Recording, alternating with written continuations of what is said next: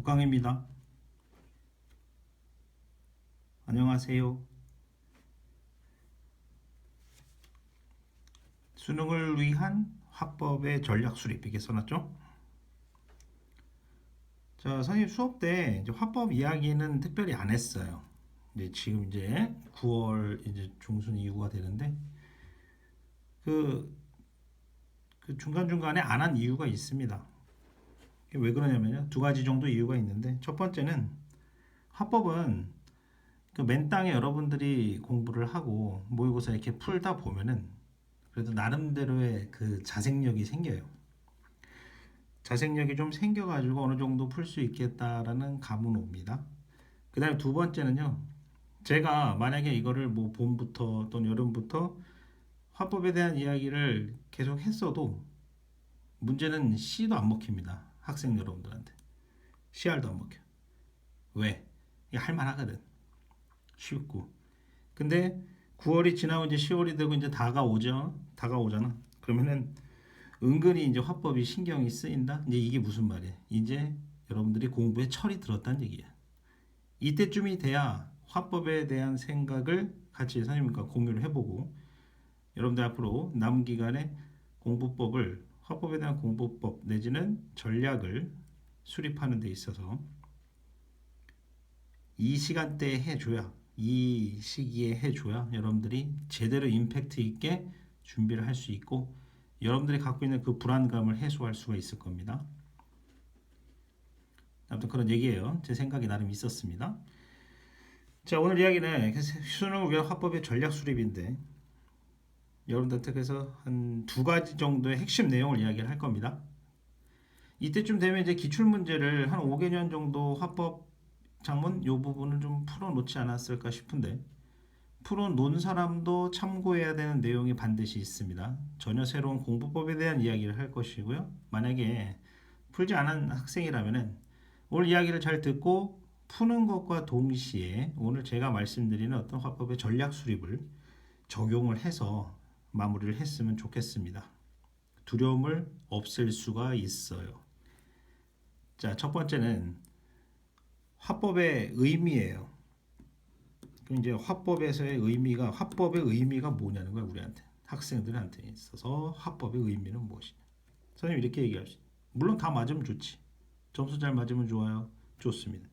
저는 그것보다 더 큰 의미를 부여해요. 바로 뭐냐면 80분 동안 시험을 보는데 국어 영역 시험을 보는 데 있어서 화법은 쾌조의 스타트여야 됩니다. 쾌조의 스타트. 80분을 쭉 가는 데 있어서 아주 스무드하게 내지는 뭐 이렇게 뭐라고 막힘 없이 이렇게 쭉 진행되는 게 더욱더 중요한 의미라고 봐요. 물론 막힘 없이 잘 진행되면은 당연히 정답은 따라오겠죠. 이게 쾌조의 스타트라는 것은 바로 막힘 없이 정답을 차곡차곡 쌓아 나갈 수 있으면 좋다는 거지.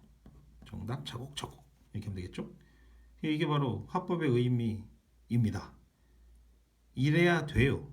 당장 몇십 일 후에 여러분들이 이래야 됩니다.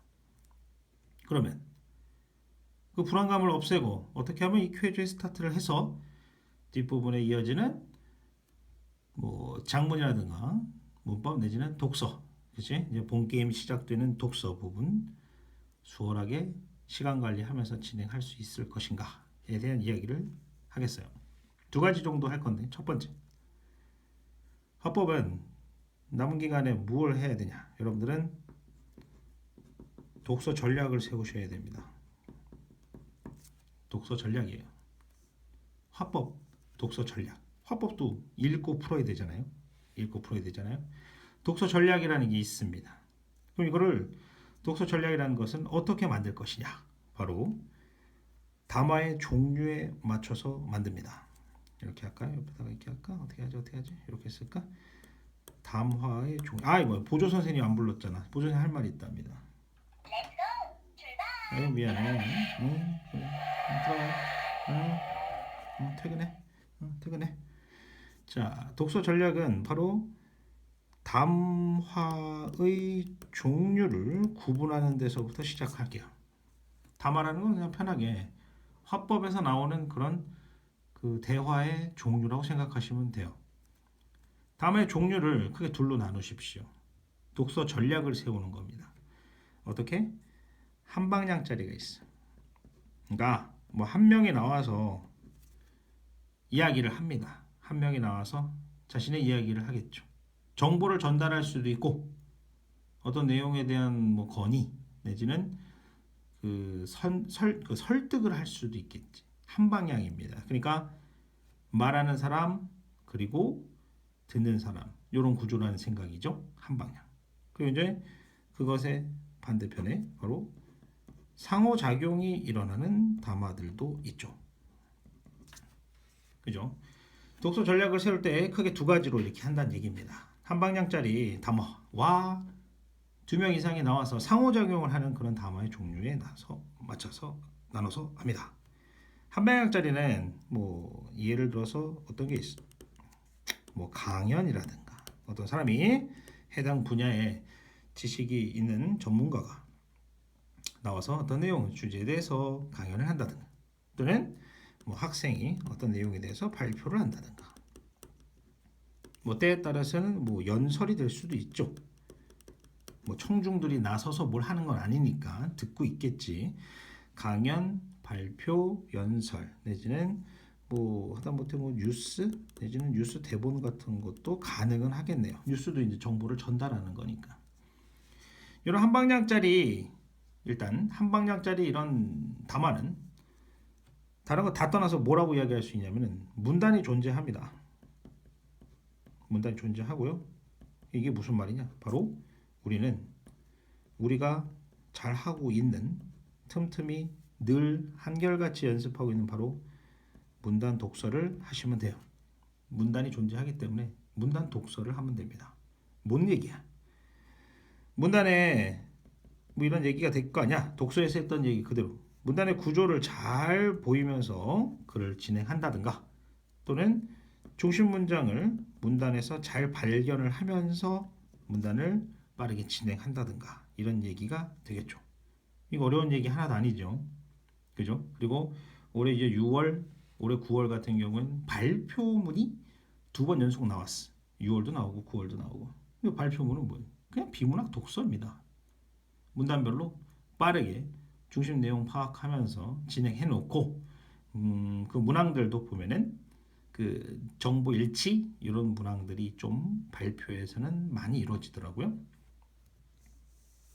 자, 그래서 그 문단 존재한다는 것은 바로 문단 독서를 해야 된다는 얘기고 바로 거기에 맞춰서 우리가 잘 하고 있는 중심 문장화를 하면서 진행. 근데 비문학 독서보다는 무조건 쉽잖아 내용이. 그렇죠? 속도, 정확도 충분히 생각할 수가 있죠. 거기에 걸맞춰. 그다음 이제 이런 것까지 추가 주문을 했으면 좋겠습니다. 우리가 그 문단 독서, 문단의 구조 독해를 잘 하면은 되긴 해. 그래 맞는데 이 그 화법의 특성상 이게 중간중간에 뭐가 나와? 이렇게 괄호가 돼 있어가지고 지문이라고 하지 우리가 요거 희곡에서 지문이라고 하는 부분이 있잖아요. 이렇게 괄호가 표시돼 있고 여기에 무슨 뭐 비언어적인 표현이라든가 또는 반언어적인 표현이 이렇게 들어오는 상황이 있지. 이게 보이면 이거 문제 낸다는 얘기 아니야 무조건. 그래서 중심 내용 파악하는 거, 내용 정보 확인하는 것과 더불어 이렇게 금 그어놓고 이거 지문이나 이런 거 발생하면 바로바로 가져가세요. 글의 내용이 쉽기 때문에 충분히 두 가지 상황, 요 위쪽 차원과 밑쪽 차원의 상황을 동시에 진행할 수도 있지 않나라는 생각이 듭니다. 전략을 잘 세우고 들어가자는 얘기지. 물론 초점은. 그다음에 두 번째 지문 내지는 그다음에 이제 그 말하기 방식이 당연히 유도되겠죠. 말하기 방식도 본문을 보면서 최초 읽을 때 말하기 방식도 파악이 되는 대로 가져가세요. 이게 뭐 나와 여기서 나올 수 있는 거, 뭐 예시를 한다든가, 무슨 일화를 이야기한다든가, 또는 그 자료를 제시한다든가, 어때요? 자료 제시, 또는 전문가의 의견을 뭐 인용할 수도 있고요. 또는 청중의 반응을 뭐 이렇게 살핀다든가 반응을 유도한다든가 뭐 이런 행위를 할 수도 있죠. 이거는 이제 요 위에 이야기했던 또 비언어나 반언어랑도 같이 연관이 되겠죠. 그래서 정리를 다 했어요. 한 방향짜리 이런 화법 담화 상황일 때는 첫 번째 뭐다? 중심 문장을 만드는 문단 독서를 바로 생활화해라. 첫 번째로 문단별로 빠르게 주요 정보를 확인하는 것에 초점을 두란 얘기야. 그냥 설명문이라고 생각하고 하지만 글의 내용이 쉽기 때문에 충분히 여러분들이 요 밑에 내용 이런 것들도 나오는 대로 챙기고 가면 됩니다. 이게 왜 있겠어? 그냥 내진 않고 분명히 문제화가 될 거야. 물론 이제 문제를 먼저 보고 들어올 수도 있지요. 그거는 개인의 차이이긴 하죠.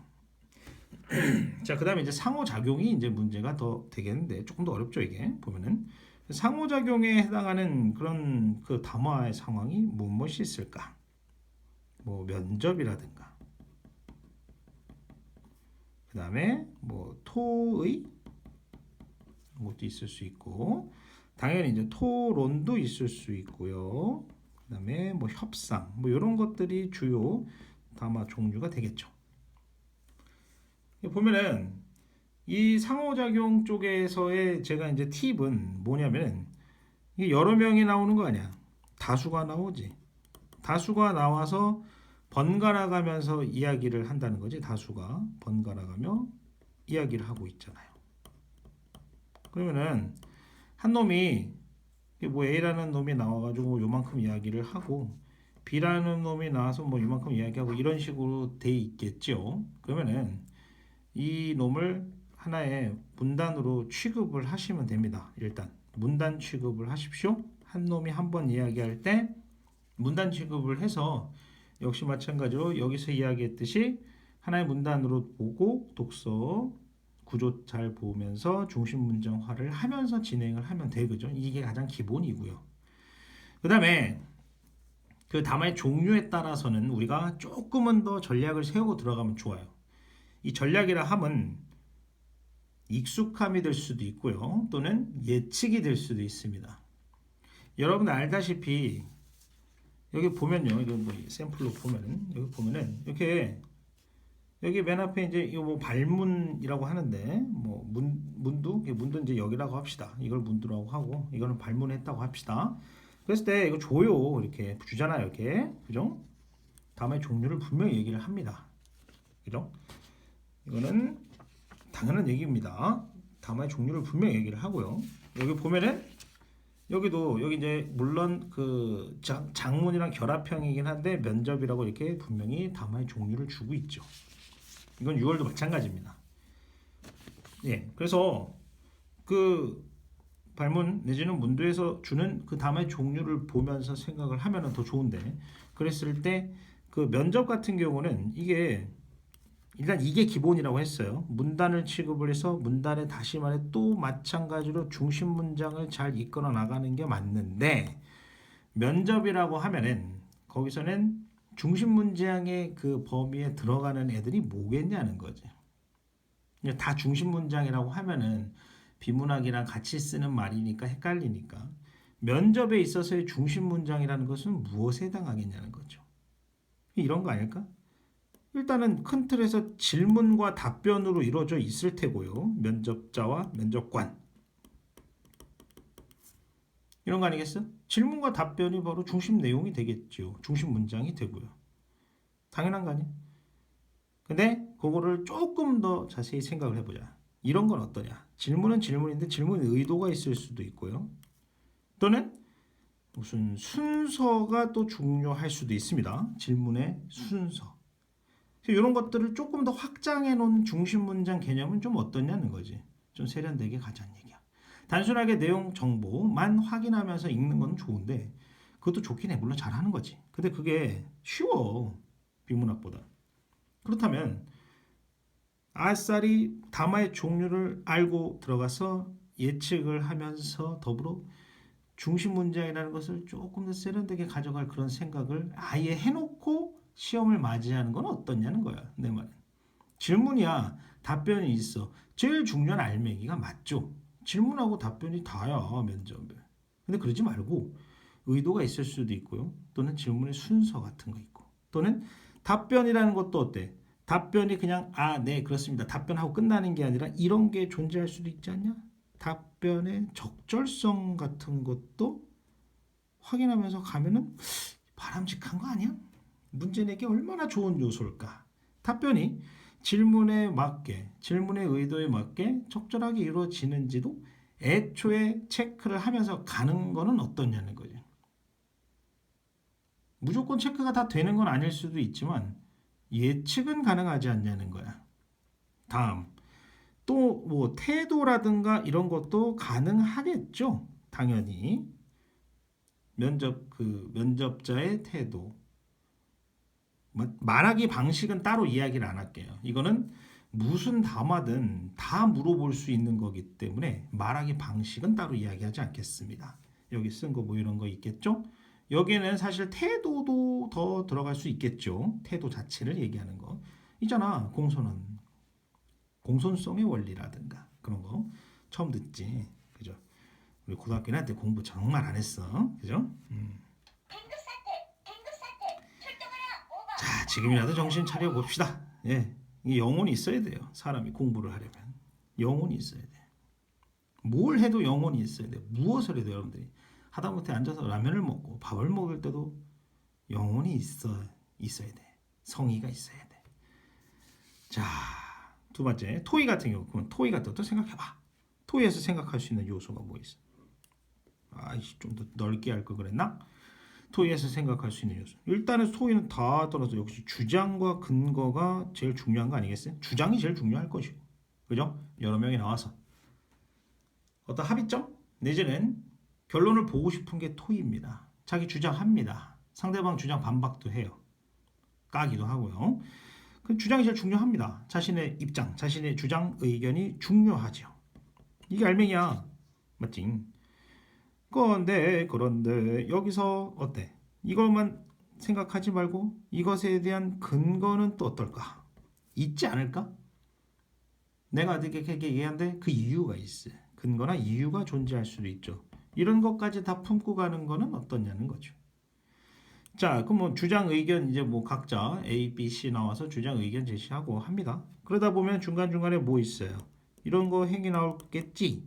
일부 인원끼리 A, B, B, C, A, C끼리 뭐 합니까? 반박하고 그 다음에 뭐 심지어는 일부 인원끼리는 동의도 합니다.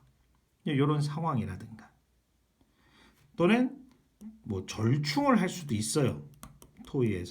토의는 토론과 다르게 답을 내는 작업 아닙니까? 절충을 한다든가 또는 뭐 합의를 한다든가 이런 작업이 또 있을 수 있죠.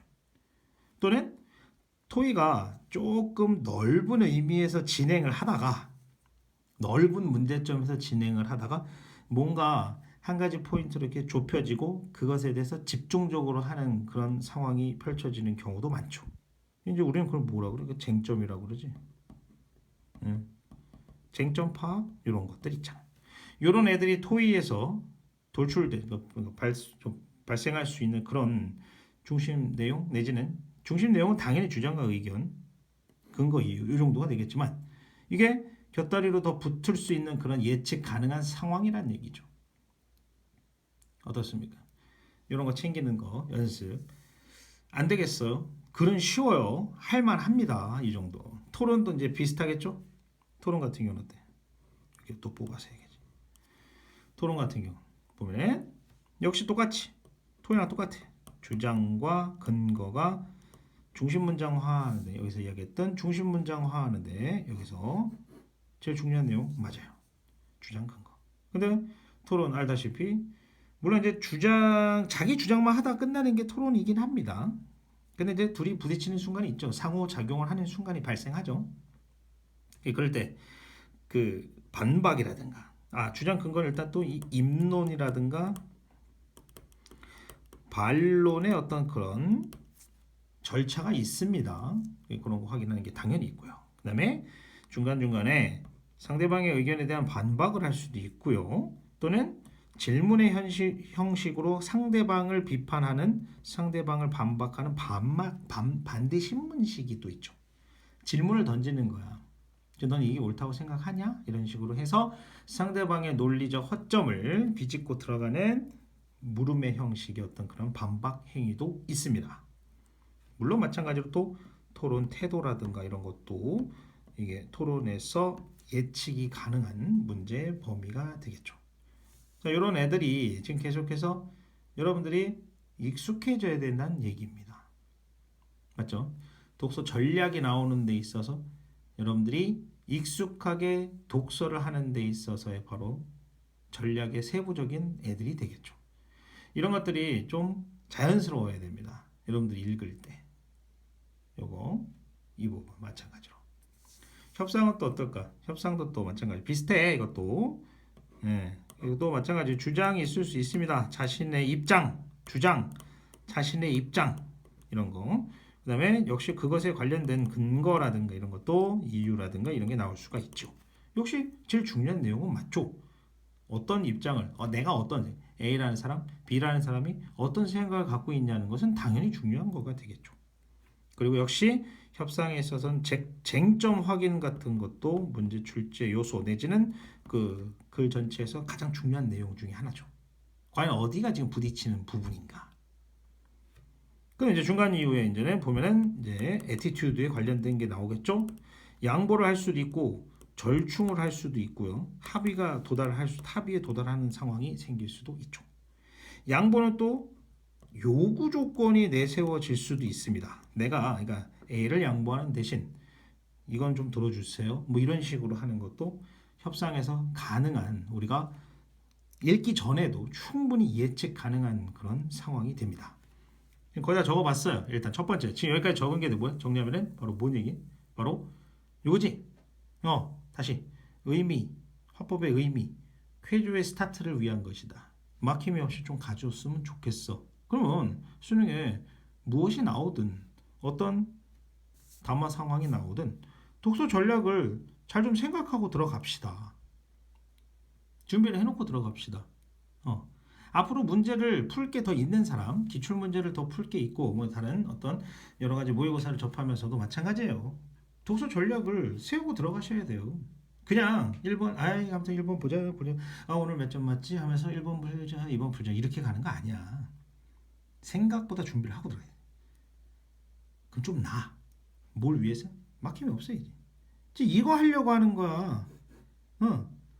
아니, 물론, 지금부터 화법 공부 제대로, 따로, 화법에 대한 어떤 전략, 이런 거 하나도 안 해도요. 수능 때 여러분들 5문제 하나도 안 막히고 잘 풀 수 있어요. 그럴 수도 있다고. 근데 왜 자꾸 이런 얘기를 하는 거야? 만에 하나잖냐, 만에 하나. 맞잖아. 화법에 부담은 없는데 부담이 있거든. 그걸 위한 얘기로 생각하시면 되죠. 시간 진짜 잘 간다. 그죠? 자, 그래서 여기까지 이야기한 게 독서 전략이야. 첫 번째로. 하나 얘기했어. 하나. 지금까지 하나에 대한 이야기야. 독서 전략. 생각을 잘 해놓으시오. 이런 내용을 생각을 좀 잘 해놓고 우리 이제부터는 문제풀이 들어갑시다는 얘기죠. 들어가자는 얘기입니다. 전략을 좀 세우고 들어가세요.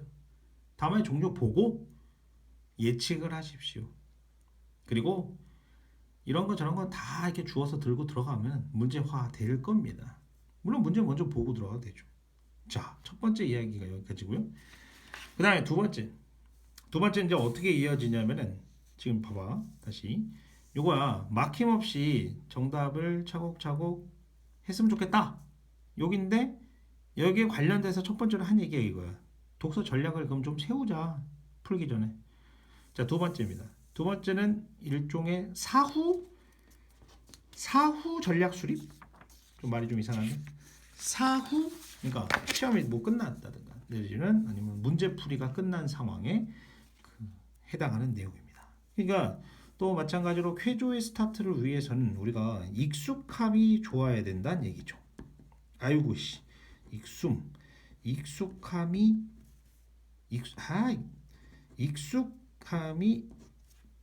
올라가야 돼. 아까 얘기했듯이 화법에서 1번부터 5번까지 샥 9시쯤 됐을 때 이미 독서 딱 그거 하려면은 익숙해야 돼. 계속해서 뭐가 지문도 익숙해야 돼. 또는 문제도 익숙해야 돼. 그러기 위한 얘기 두 번째입니다. 익숙함. 익숙함 뭐냐? 어떻게 할 거야? 바로 이겁니다. 두 번째 공부 문항 분석입니다. 아까는 첫 번째 했던 얘기 뭐? 독서 전략. 그 두 번째는 문항 분석이에요. 자, 이 타이밍에는 그 얘기를 일단 첫 번째로 그 아까 또 잠깐 얘기했는데 그 기출 문제를 다 푼 사람도 있을 것이고 다 푼 사람들은 문항 분석 바로 들어가세요. 어차피 또 풀어도 뭐 하냐, 그죠? 그 같은 문제 또 풀면 뭐다 기억나는데. 그리고 기출 문제가 아직 덜 돼 있는 사람들은 문항 분석을 열심히 일단 풀고 오답 정리를 하고 하는 겁니다. 문항 분석. 요령을 알려드릴게요. 한 두 가지 정도의 분석 그 포인트를 이야기를 하겠습니다. 이런 거 해주면 좋아요. 첫 번째, 둘로 나눠요. 자, 문항들을 그러니까 쫙 여러 문제를 놓고 둘로 나누세요. 뭘 둘로 나누냐? 자, 이렇게 하는 겁니다. 대충 문제만 보고 문제 뭐 문도만 보고 선택지만 대충 보고 하는 게 아니야. 직접 자기가 풀어보고 오답 정리까지 해보고 사고 과정을 검토한 뒤에 하는 겁니다. 지금 쓸 얘기는요. 잊지 마. 둘로 나눠요. 뭘로?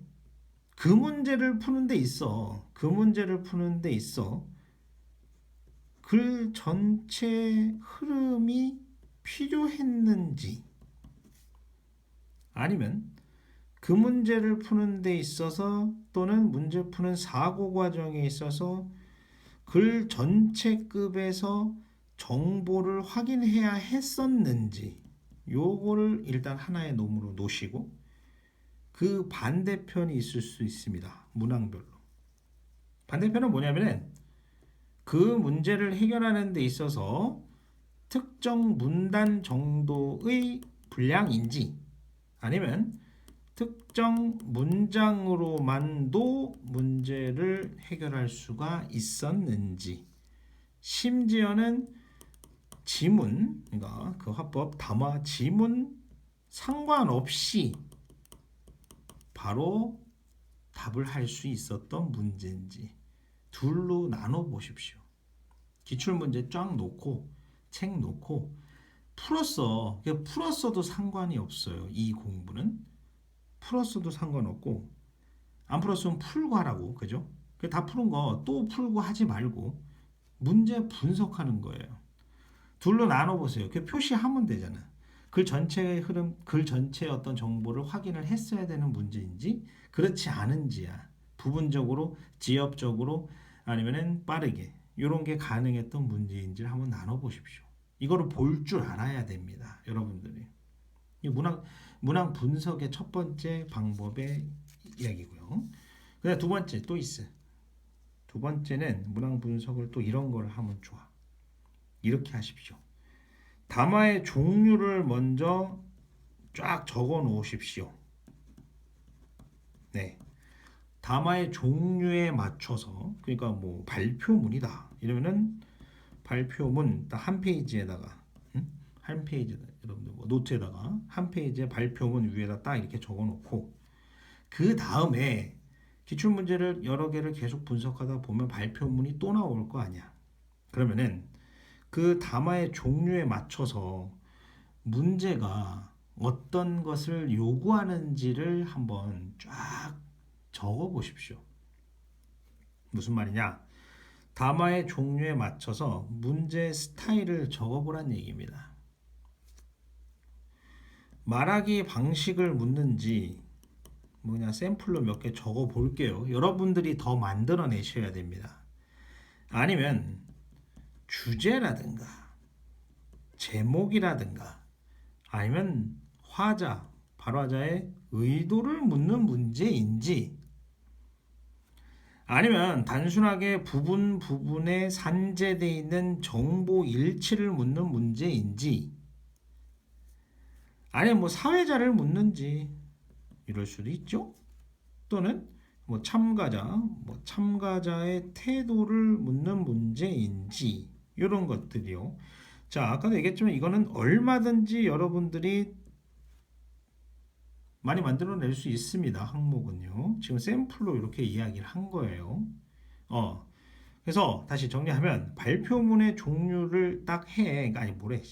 담화의 종류를 딱 적어 놓고 그러니까 노트 한 권에다 앞에다가 발표문 뒤에 적어. 그다음에 기출문제 쫙 보면서 발표문일 때 무엇을 묻던가 이거를 쫙 적어.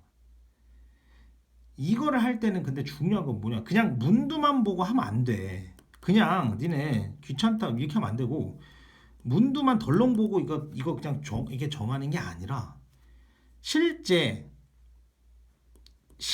여러분들이 그 해당 문제를 풀 때 문제 풀 때 사고 과정이 어땠는지를 다시 한번 생각을 하고 이거를 만든 다음에 이걸 만드세요. 그러니까 정리를 하고 내가 이 문제 풀 때 아니면 지금 처음 푸는 부분이면은 열심히 풀고 하면 되겠지. 그래 놓고 담화의 종류 적고 어떤 유형의 문제를 냈는지 나온 대로 적어 보십시오. 이거를 정리하는 습관 자체만 해도 여러분들은 이거지. 굉장히 익숙해집니다. 그리고 하나 더 중요한 거. 자, 여러분들 뭐 기출문제집 이런 걸로 할 거 아니에요. 그지? 근데 기출문제집은 보통 보면 친절하게도 뒤에 보면은 문제 분석을 어느 정도 해 놓더라고요. 이거는 이것을 여러분들한테 묻는 거고 어떠한 사고를 묻는 거고 어떠한 식으로 푸는 거고 뭐 이게 있어요. 친절하게. 이거 보지 마. 이거 보지 마. 이거 보면 이건 안 돼. 이거 보고 이거 하면 안 돼. 아무런 의미 없고 그건 남의 지식이라니까. 남 것이라고. 남 거 지식을 그냥 갖는 거. 수학 문제 푸는데 그냥 해설지로 공부하는 거랑 똑같아요. 그 절대 안 되지. 해설지 공부하면 네 문제 아니거든. 해설지 문제지. 해설지 보면 그래도 되잖아 잘. 이렇게 풀면 되겠다. 안 되거든. 두 가지 명심하세요. 이걸 하는 건 좋아. 하라고 이거 반드시 해보라고. 이 두 가지 해보시오. 심지어는 이 두 개를 같이 하면 되겠다. 이걸 하나의 표현을 해줘도 좋겠어요. 이 두 가지 항목을 문항 분석의 두 가지 항목을 하나로 이렇게 해도 좋겠습니다. 근데 그것에 있어서 절대 문두만 대충 보고 이거 만들지 마시고요. 사고 과정을 반드시 생각을 해서 이 문제에 답을 내는 데 있어서 결정적인 역할을 했던 어떤 그런 것을 생각을 해보고 적어보시고 그리고 이거 아니야. 이건 니네 거 아니야. 니네 지식이 될 수가 없죠. 여기까지 이야기를 해봤어요. 됐죠? 정리 안 해도 되겠죠? 여기 두 가지예요. 오늘 이야기한 거. 쾌조의 스타트. 막힘없어. 정답 차곡차곡. 두 가지. 독서 전략. 만들어보자. 와, 이렇게 적어봤어요. 그죠? 응. 그래도 알고 이렇게 시작하는 게 낫다니까. 준비를 딱 하는 거야. 응? 무엇이 나오든 그냥 나는 어떻게든 이렇게 할 거야. 라고 준비 딱 하고 들어가는 거야. 두 번째, 문항 분석. 익숙해져야 돼. 전략 잘 세우고 익숙해집니다. 화법 모두 5개 다 맞으십니다. 한 5분 안에 다 맞으면 되겠지? 그죠? 5분 안에 5개 다 맞으면 되겠나? 어렵나? 좋습니다. 노력합시다. 다음에 또 만나요.